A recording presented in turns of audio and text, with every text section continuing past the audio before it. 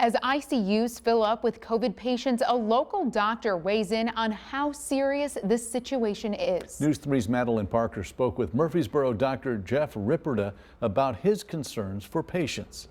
The healthcare system in Southern Illinois is being stretched to the max. As ICU beds in Southern Illinois fill with COVID patients, hospitals and healthcare professionals find themselves in a precarious situation. I don't use the word overwhelmed lightly, but we are very close. Sunday night, the IDPH reported 4 available ICU beds in Southern Illinois. For doctors, this means they now have patients on full life support in areas of the hospital outside the ICU.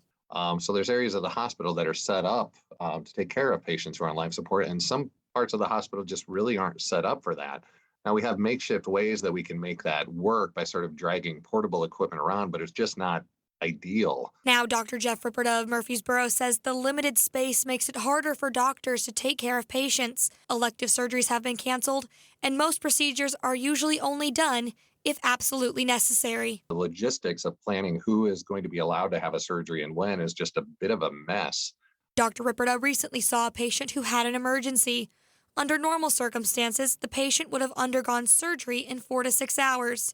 Because of the overwhelmed hospitals, the patient did not have surgery for 2 to 3 days. That may have some long-term health consequences for this person. And it's not ideal, and the hospitals overflowing have very real consequences for people's lives. In Murfreesboro, Madeline Parker, News 3.